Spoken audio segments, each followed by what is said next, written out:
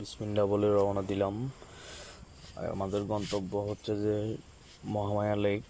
ওখানে সবাই অলরেডি পৌঁছে গেছে ওরা, কারণ 8টা-9টার দিকে ওরা চলে গেছে সকল গ্রুপ। আমরা 2-3 জন আছি, আমরা একটু লেটে যাচ্ছি। দেখা যাক, ইনশাআল্লাহ পৌঁছে যাব সময় মতো। রাস্তায় যদি কোনো জ্যাম বা কিছু না থাকে, আশা করি এই রাস্তায় জ্যাম হবে না। তারপর দেখতে থাকুন কি হয়। জ্যামের কথা বলতে না বলতে জ্যাম হয়ে গেল, অনেকটুকু পথে জ্যাম কাইটা কাইটা আসছি, কিন্তু এই জায়গায় এসে আমরা স্টাক হয়ে গেলাম।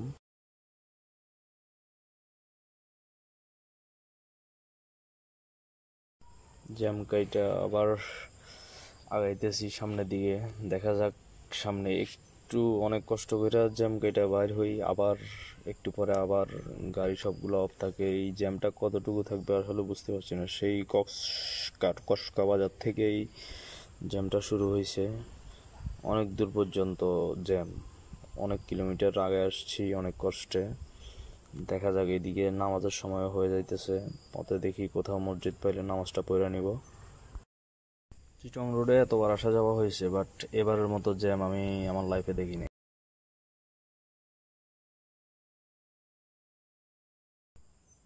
অবশেষে জুমার নামাজটা শেষ করলাম। বাইরে হচ্ছে আমাদের আরেকটা রাইডার ভাই।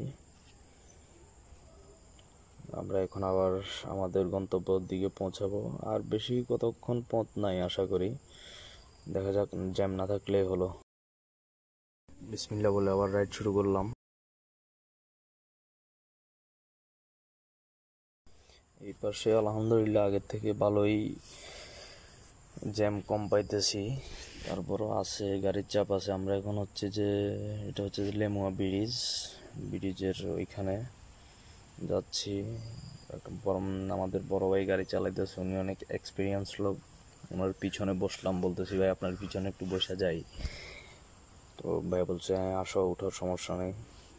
ভাইয়ের একটা পাগলা টান হবে, উনি একটা টান দিবে। এখন রাস্তা অনেকক্ষণ পর ক্লিয়ার পাইছে, তো এই যে ইশারাটা দিল। আমরা ওই যে ইন্টার কমিউনিকেশন থাকার কারণে ভাই বলতেছে দাঁড়া একটা পাগলা টান দিব। এই যে ঝুঁকতেছে, এখন টান দিবে। ভাই রাইডিং স্কিল অনেক ভালো, অনেক ভালো, প্রো রাইডার, ভালোই গাড়ি চালায়।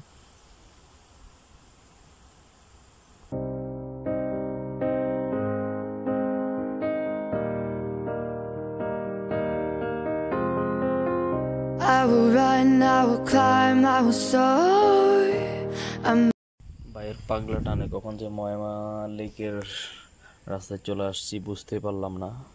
সামনে একটু ওই যে 500 মিটার গেলেই আমাদের যে রেস্টুরেন্টে গেট টুগেদার করার কথা ছিল, ওইটাতে যাই পৌঁছাবো।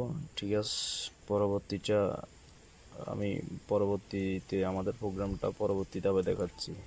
টাটা, আল্লাহ হাফেজ।